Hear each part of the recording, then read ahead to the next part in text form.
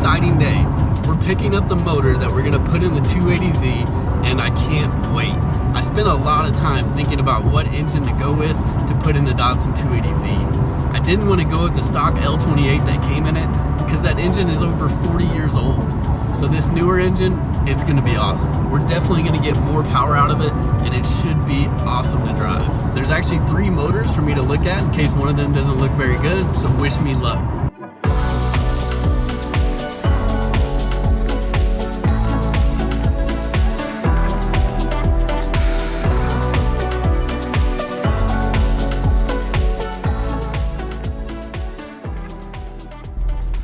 I think we are here. At this point, I check out the motor, and this was actually the second motor I looked at. More on that later. But after I did some checks and convincing them to let me take the valve cover off, this is the one. So I hope.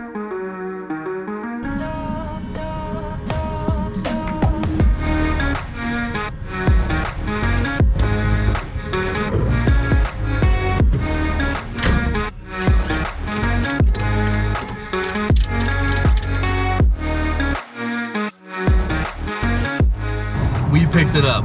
The internals looked good, and yes, that's right. It's an accurate TSX engine. I have an 06 with 100,000 miles on it. This is the K24A2 engine.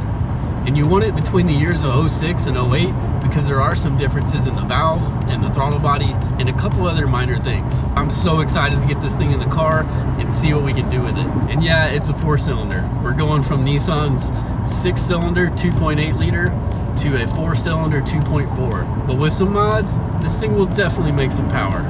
And maybe a small turbo. It gets 205 horsepower from the factory in the accurate TSX, but I think we're gonna be passing that. Now this may not have been what you expected. The obvious answers that a lot of people put in the Datsun is the LS engine, of course, just an easy swap. You got the 2J or the 1JZ, super reliable, tons of horsepower options. There's the SR20 if you can find one. Those are the most common options. But for me, I wanted something a little different. The 1J and 2J prices are just absurd right now. If you want one with the trans, you're looking north of $6,000, $7,000 just for that setup. So if you blow that motor or something happens to it, you're kind of screwed. And weirdly, the same story goes with the SR20. Those motors are really hard to find. The DET version never got sold in the US, so everything's imported from Japan, which makes it a little harder to get, and prices are just going absurd for those. And then the LS. I just couldn't bring myself to put an American V8 in a Datsun. Plus it's been done so many times. And no offense to anybody that's done an LS swap on a Z. It seems like it'd be a blast to drive. They're super reliable, tons of parts. It's not a bad choice. But for me, I wanted to at least stay Japanese and keep it kind of more on the tuner side of things. I paid $800 for this K24. So if something goes wrong or I need a new block, it won't be the end of the world. These swaps are becoming more popular and there's a huge aftermarket community for them. TF Works and K-Power sell tons of parts for these to put them into a rear-wheel drive platform. So going down to a 4-cylinder, the biggest drawback is probably the noise. You know, you don't want to really have a 4-cylinder coming out of your exhaust pipe, but hey, with some mods and a turbo, I don't think it'll be sounding that bad. And these K-swaps are becoming popular because this thing can handle some mods. You can throw light boost at it, and with the stock internals, they seem to be holding up really well. I was close to also pulling the trigger on the 1JZ. A little bit cheaper than the 2J. I don't really need that extra displacement for the horsepower I'm looking for. But the reason I didn't is mostly because of weight. It's a giant iron block that comes with the 1J and the 2JZ, and going to a 4-cylinder aluminum block with the K24, I'll be saving a ton of weight. Sure, the turbo is going to add some pounds right back, but it's going to be a game changer compared to that honker I pulled out of it, or going with the JZ family. The SR20 seemed like a great fit too. It's just much older. They're harder to find in good condition. There's a 5-minute slowdown on California 110. They're hard to find in great condition. 1,000 feet, use the right 2 lanes. Yet another good option for a swap on the 280Z would have been the VQ35. So that's the engine out of the 350Z and the G35. I really considered that, and I think the driving dynamics and the sound would be awesome for this car.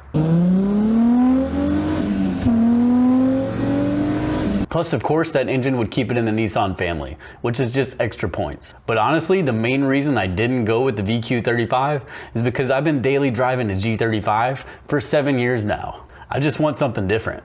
If I could get the VQ37 from the 370Z into this car, that might have beat out the K-swap. That engine's amazing to drive, I love that thing, but from what I've heard, that engine's not the most swap friendly, especially with regards to the wiring. I talked to Apex Engineered, who makes some Datsun parts, and they say a lot of people who try the VQ37 swap end up frustrated or trying something else.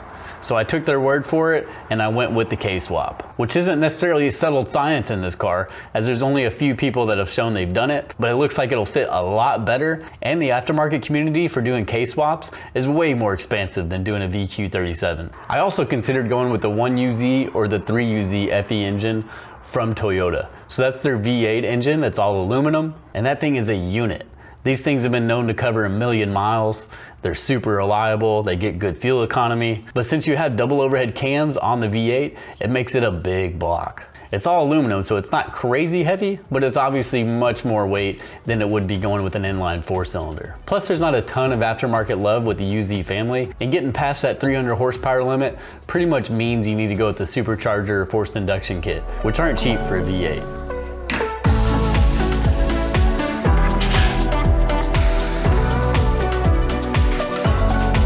So as I mentioned, this is the second K24 that I actually looked at. The first one I looked at had several red flags, which I should have known, and I may have bought it anyways and then had to return it, but I should have known from the get-go because there were some very clear things that were wrong with that engine. First off, just under the oil cap, the baffle and the valve cover had oil baked onto it. It looked gross. And I was able to take the valve cover off, and the entire cylinder head was stained with old oil, and it had a ton of sludge down underneath. Here's the color difference between that engine and this one.